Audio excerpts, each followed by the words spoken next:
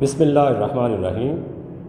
Dear students of Pak Garrison Education System, Nankana Sahib, Assalamu alaikum. I hope all of you will be fine at your home. This is Safdar Ali, your English pedagogue. Dear students, आज हम lecture number 7 में the cause vision and Pakistan unit number 6 के question and answers करेंगे। इससे पहले कि हम अपने क्वेश्चन आंसर्स जो है उनको शुरू करें, कुछ क्वेश्चन आंसर्स को सॉल्व करने के हवाले से कुछ अहम तरीन नुकात जो है वो आप लोगों के गोश गुजार करना चाहता हूँ। Dear students, first of all हमें ये ध्यान में रखना चाहिए कि हमारे पास जो हमारा सालाना पेपर है उसमें जो क्वेश्चन एंड आंसर्स हैं ये 10 नंबर के आते हैं। तो इसके जो मार्क्स हैं वो 10 मार्क्स होते हैं जी। इसमें जो with in the lesson question होते हैं वो 3 आते हैं, और ऐसे ही जो कॉम्प्रीहेंशन जिन्हें आप एक्सरसाइजेस क्वेश्चंस बोलते हैं वो आपके पास 5 होते हैं।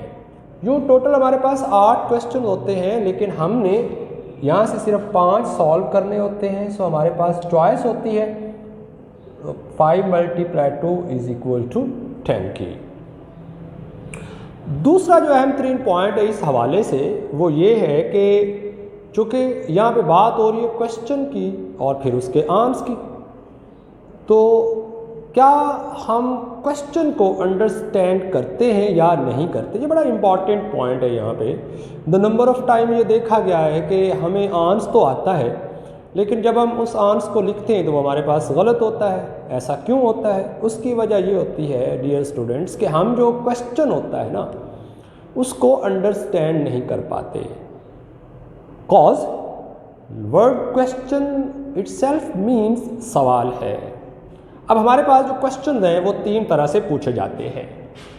पहली तरह में क्या होता है कि जो क्वेश्चन होते हैं वो WH की फैमिली से शुरू होते हैं, जिन्हें आप क्वेश्चन वर्ड्स भी बोलते हैं, एग्जाम्पल्स के तौर पर मैं लिखता हूँ यहाँ पे क्वेश्चन।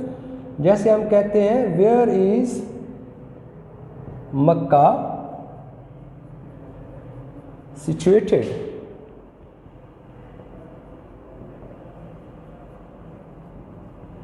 सो डियर स्टूडेंट्स, अगर आप गौर करें तो यहाँ पे आपके पास ये जो क्वेश्चन शुरू हुआ है वो WH की फैमिली से शुरू हुआ है। दूसरी तरह के जो क्वेश्चन हमारे पास आ जाते हैं वो आ जाते हैं हेल्पिंग वर्ब से, लाइक दैट। यहाँ पे हमारे पास हेल्पिंग वर्ब से रिलेटेड क्वेश्चन है इसी लेसन में कि are we working according to the expectation of the great leader. Are we working according to the expectations of the great leader. तो ये हमारे पास किससे शुरू हुआ है? हेल्पिंग वर्ब से शुरू हुआ है। तो हम ये कह सकते हैं कि दूसरी तरह के हमारे पास क्वेश्चन होते हैं वो हेल्पिंग वर्ब से शुरू होते हैं। सो ये दूसरी तरह के क्वेश्चन हो गए। जो तीसरी तरह का क्वेश्चन हमारे पास होता है वो क्या होता है जी? वो हमारे पास जो इंट्रोगेटिव प्रोनाउन होते हैं उनसे शुरू होता है, इंट्रोगेटिव प्रोनाउन से। सो इसमें भी मैं एक एग्जांपल आपको देता हूं। जैसे क्वेश्चन लेसन नंबर 2 में एक क्वेश्चन है who offers sacrifice for the country.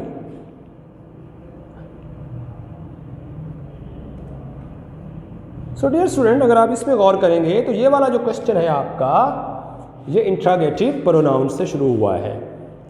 अब इसमें अगर आप इन तीनों तरह के क्वेश्चन में देखें तो पहले में हमने बात की WH की फैमिली की, फिर हेल्पिंग वर्ब की, और फिर इंट्रोगेटिव प्रोनाउन की। ये जो हेल्पिंग वर्ब वाले क्वेश्चन होते हैं उनमें अमूमन 80% के लगभग हम नो लगाकर आंसर कर लेते हैं, और जो हमारे पास इंट्रोगेटिव प्रोनाउन वाले क्वेश्चन होते हैं उनमें क्या होता है डियर स्टूडेंट्स के अमूमन हम कोई ना कोई नाम लिखते हैं और इस तरह से हमारे पास उसका आंसर आ जाता है। अब जो दूसरा पॉइंट इसमें जो बड़ा इंपॉर्टेंट है और जिसको आपने ज़हन में रखना है, सो डियर स्टूडेंट, वो ये है कि हमारे पास जो क्वेश्चन करने का तरीका है वो ये हो सकता है कि सबसे पहले आपके पास आ जाएगी WH की फैमिली, फिर आपके पास आ जाएगा जी हेल्पिंग वर्ब, फिर आपके पास आ जाएगा सब्जेक्ट, फिर वर्ब जो कि आपके हेल्पिंग वर्ब की मुनासबत से होगा। अगर इज एम आर है तो ING वाली फॉर्म आ जाएगी, हैज़ हैव है तो थर्ड फॉर्म आ जाएगी, और फिर ऑब्जेक्ट और एंड पर सवालिया निशान। ये तो आ गया आपके पास सवाल। बट अब जब हमने आंसर करना है तो हमने कैसे जाना है? हमने आंसर हमेशा सिंपल सेंस में करना है। इसका मतलब अब हमारे पास सबसे पहले सब्जेक्ट आएगा, फिर हेल्पिंग वर्ब आएगा, फिर वर्ब आएगा, फिर ऑब्जेक्ट आ जाएगा।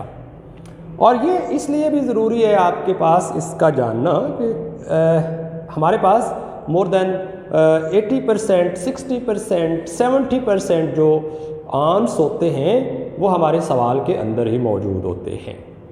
तो अगर हमें आइडिया हो जाए, अगर हम उसको प्रैक्टिस में ले आएँ और अगर हमें पता चल जाए कि भाई मुझे आंसर किस तरह से करना है, तो इन दैट केस जो गलती है उसकी गुंजाइश 0% पे चली जाती है।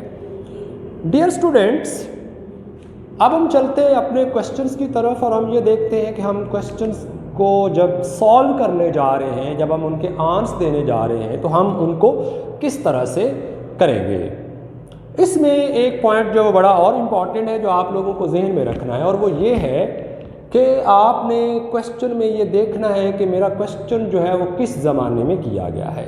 यहाँ पे अगर वाइट बोर्ड के ऊपर मैंने जो questions with in the lessons और कॉम्प्रीहेंशंस दोनों तरह के क्वेश्चन लिखे, और चलते हैं हम अपने क्वेश्चंस की तरफ, उनको पढ़ते हैं और जानते हैं कि इसमें हमने क्या क्या पॉइंट्स जो है वो रखे हुए हैं जी। क्वेश्चन नंबर 1 है जी, विद इन द लेसन है जी, why did the Quaid have to take long tours during the early days of independence.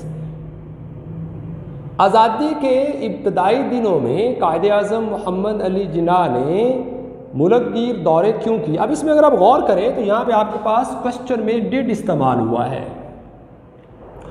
So did जो है, और ये WH की फैमिली से शुरू हुआ है, डिड जो है वो डू की सेकंड फॉर्म है, इट्स मीन ये पास्ट इंडेफिनिट है, और इसीलिए यहाँ पे हैव भी आ रहा है और आगे आपके पास टेक आ रहा है। अब देखिए जब मैं इसका आंसर करने जा रहा हूँ तो देखिएगा, द कैद मेड लॉन्ग टूर्स। अब देखिए the number of words on here in your question, the कैद भी मौजूद है, ठीक है जी, लॉन्ग टूवर्ड्स भी मौजूद है। अब यहाँ पे मेड जो है, चूंकि डिड आ रहा था, डिड को जब भी मैंने रिमूव करना है तो मुझे सेकंड फॉर्म ऑफ वर्ब लगानी है।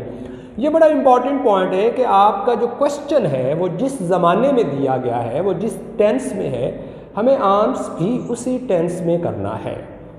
अगेन आई रिपीट, हमारा क्वेश्चन जिस टेंस में है हमें आंसर भी उसी टेंस में करना है। ये क्वेश्चन पास्ट इंडेफिनिट में था तो हम इसका आंसर भी पास्ट इंडेफिनिट में कर रहे हैं, क्योंकि यहाँ पे इंट्रागेटिव है, अब पॉजिटिव आना है, पहले सब्जेक्ट आ गया, और पास्ट इंडेफिनिट का जो पॉजिटिव सेंटेंस होता है उसमें हमेशा वर्ब की सेकंड फॉर्म यूज होती है। तो मेड आ गया, the Quaid made long tours of the country to raise the spirit of his people. तो कायदे आज़म ने अपने मुल्क के लोगों के जज्बा को उभारने के लिए दौरा किया। अब इसमें मोर देन 30% आंसर जो हमारा क्वेश्चन का मौजूद है जी। क्वेश्चन नंबर 2 की तरफ चलते हैं। क्वेश्चन है जी, why did the Quaid want the oneness of the whole nation. Quaid-e Azam पूरी कौम को एक क्यों बनाना चाहते थे। अब इसमें भी अगर आप गौर करेंगे तो डिड आ रहा है, इसका मतलब ये पास्ट इंडेफिनिट है और WH की फैमिली है। जब हम इसका आंसर करेंगे तो वही वाली बात जो मैंने अभी बताई थी आपको शुरू में कि सबसे पहले सब्जेक्ट आएगा, फिर हेल्पिंग वर्ब आएगा, फिर वर्ब आएगा, फिर ऑब्जेक्ट आएगा। और अभी जो हमने बात की कि जिस टेंस में हम सवाल कर रहे हैं हम जवाब भी उसी में देंगे, तो हम यहाँ पे आंसर करने जा रहे हैं द कैट। अब यहाँ पे देखिए वांट था, वांट क्यों है, क्योंकि डिड आ रहा है, डिड के साथ फर्स्ट फॉर्म होती है। अब मैंने जब इसको पॉजिटिव सेंटेंस में करना है और पास्ट इंडेफिनिट में लेके जाना, तो उसका पॉजिटिव जो होता है उसमें सब्जेक्ट के बाद हमेशा वर्ब की सेकंड फॉर्म होती है। The Quaid wanted the oneness of the whole nation. So dear students, अगर आप गौर करें तो यहाँ से लेकर ये इतना हिस्सा जो हमारे पास है आपके क्वेश्चन का, वो ही हम आंसर करने जा रहे हैं। बस हमने ये फॉर्म चेंज की। The Quaid wanted the oneness of the whole nation to make it united and strong. To make it, इसको बनाने के लिए। अब यहाँ पे देखिएगा टू के बाद, चूंकि ये है ना कि अगर एक हिस्सा पास्ट है तो दूसरा भी पास्ट होना चाहिए था, बट यहाँ पे आपको पता होना चाहिए कि टू के बाद वर्ब की फर्स्ट फॉर्म जो है जिसको हम इन्फिनेटिव बोलते हैं, तो टू के बाद हमें वर्ब की फर्स्ट फॉर्म लगाना होती है। तो it united and strong. Question number 3 जी, और वो जो हमने सेकंड नंबर पे बात की थी कि जो हेल्पिंग वर्ब से क्वेश्चन शुरू होते हैं जी। Are we working according to the expectations of the great leader? क्या हम अजीम सरबराह की तवक्कुआत के एन मुताबिक काम कर रहे हैं? ये हमारे पास प्रेजेंट कॉन्टिन्यूस जो सेंटेंस है वो आ रहा है। और शुरू में मैंने आपको बताया कि जो हेल्पिंग वर्ब वाले क्वेश्चन उसमें 60 to 70% जो है हम शुरू में आंस में नो लगा देते हैं और हमारे पास जो क्वेश्चन है वो फिर वापस आ जाता है जी।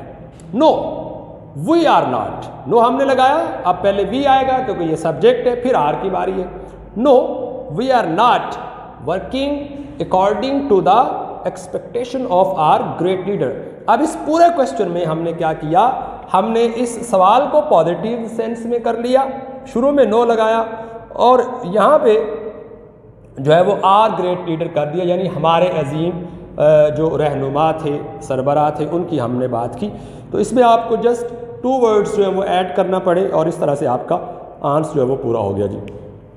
क्वेश्चन नंबर 4 की तरफ बढ़ते हैं। What is the result of neglecting the advice of the कैद?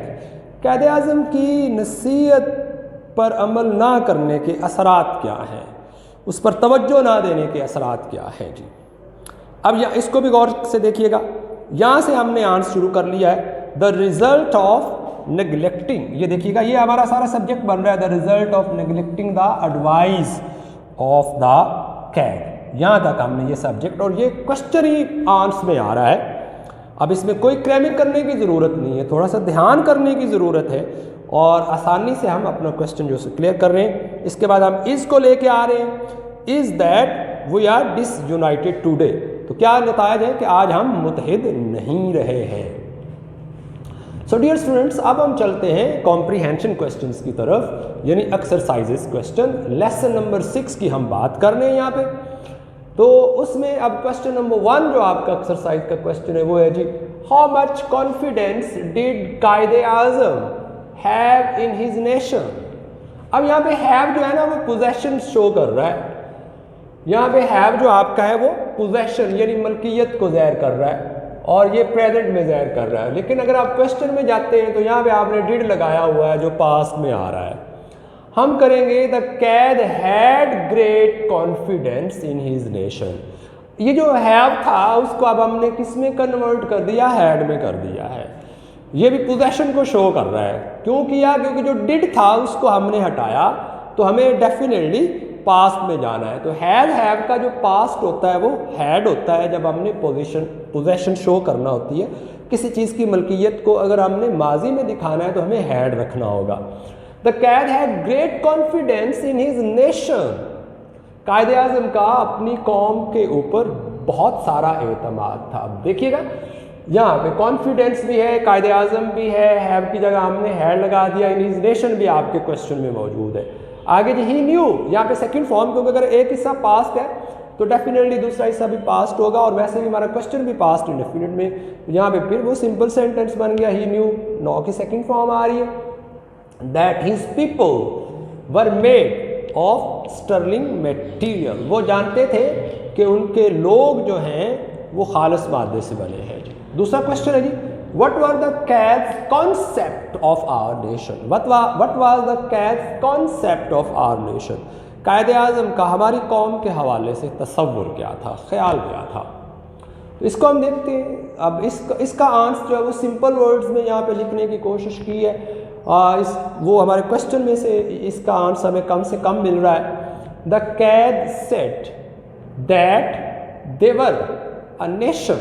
द कैद सेड, आप अगर साथ साथ रिपीट करेंगे तो बिल्कुल आसान हो जाएगा। द कैद said that they were a nation with distinctive culture and civilization. Distinctive culture and civilization. तो यहाँ पे कल्चर आएगा, डिस्टिंक्टिव कल्चर एंड सिविलाइजेशन। कायदे आज़म ने कहा कि वो या उनकी कौम जो है वो एक नुमायां इम्तियाजी सकाफ़त और तहजीब रखती है। ही सेड, उन्होंने कहा that they had their own distinctive outlook on life, के ज़िंदगी के हवाले से उनका एक नुमायां या इम्तियाजी नुक्ता नज़र है जी। क्वेश्चन नंबर 3 है जी, what was the ideology of Pakistan in view of Quaid-e-Azam. कायदे आज़म के ख़याल में जो पाकिस्तान का नज़रिया था वो क्या है। तो इसमें भी हमारे पास मोस्टली आंसर जो हमारे क्वेश्चन में से है, यहाँ से हम शुरू होते हैं। The ideology of Pakistan was based, यहाँ तक हम आए। The ideology of Pakistan was based, ये हमने क्वेश्चन में से लिया। On that, the ideology of Pakistan was based on that, जो नजरिया पाकिस्तान की बुनियाद इस पर थी। The Muslims were a different nation, कि मुसलमान एक अलग कौम है। And that they could not live with any other nation, और इसलिए वो किसी और कौम के साथ नहीं रह सकते हैं। ओके जी, क्वेश्चन नंबर 4 है जी, what can be the possible solution to our present problems. हमारी जो इस वक्त के मसाइल हैं उनका मुमकिन हल क्या है। अच्छा जी, इसमें हम देखते हैं, वो हमारे पास आंसर आएगा, और ये कायदे आज़म की एक एडवाइस है, उसको हम सामने रखेंगे। वी शुड, पहली बात हमें क्या करनी है, we should forget our differences. पहला काम, हमें जो आपसी इख्तलाफात हैं उनको भुलाना है। एंड टू वर्क, और काम करना है एज अ यूनाइटेड नेशन, एक मुत्तहिद कौम के तौर पर। अब आगे बताया जा रहा इज, या अब आपका जो क्वेश्चन है वही आ रहा है, is the possible solution to our present problems. We should forget our differences and to work as a united nation is the possible solution to our present problems. तो ये हमारे इस वक्त के जो मुमकिना हल है मसाइल का वो आएगा जी। लास्ट क्वेश्चन डियर स्टूडेंट्स हमारे पास, how can we become a strong nation. हम एक मजबूत कौम बन कैसे सकते हैं। How can we become a strong nation. तो जो कायदे आज़म ने एडवाइस की थी हमारी यूथ को, हम उसको फॉलो करते हुए ये एक मजबूत कौम बन सकते हैं, और उसी को यहाँ पे लिख भी दिया गया, by following the advice of our Quaid, by following the advice of our Quaid to the youth. जो नौजवानों को उन्होंने नसीहत की थी उसकी पैरवी करते हुए, और वो नसीहत क्या थी, it is now up to you, अब ये आप पर है, टू वर्क एंड वर्क, काम और काम, we are bound to succeed, तो कामयाबी हमारे कदम चूमेगी। डियर स्टूडेंट्स, ये था हमारा आज का यूनिट नंबर 6 और उसके क्वेश्चन आंसर्स, जिसमें आपको कॉम्प्रिहेंशंस और विद इन द लेसन जो क्वेश्चंस हैं वो बता दिए गए। हमारे पास ये जो टोटल क्वेश्चंस बनते हैं कॉम्प्रिहेंशन और विद इन लेसन्स, ये 9 क्वेश्चंस हैं। उम्मीद है आप तमाम स्टूडेंट्स को इनकी समझ आ गई होगी, और आपको ये भी क्लियर हो गया होगा कि आप लोगों ने इन क्वेश्चन के जो आंसर हैं उनको किस तरह से डिफ़ाइन करना है, किस तरह से इनके आंसर करने हैं, और इसका जो कॉन्सेप्ट है वो भी आपके सामने रखा गया। तीनों तरह के जो क्वेश्चंस के स्टाइल्स हैं वो भी आपको बता दिए गए हैं। अब आप लोगों ने इन क्वेश्चंस को याद करना है, और उसके बाद इसकी असाइनमेंट बनाकर जो आपको स्कूल की तरफ से दिया गया व्हाट्सएप नंबर है उस पर सेंड करना है, ताकि आपकी असाइनमेंट को देखा जाए और ये देखा जाए कि आपने अपने क्वेश्चंस को किस तरह से मेमोराइज़ किया है। अगर किसी भी तरह का कोई प्रॉब्लम है तो आप स्कूल के दिए गए नंबर्स पर रब्ता कर सकते हैं जी। Thank you so much, have a good day, Allah हाफिज़।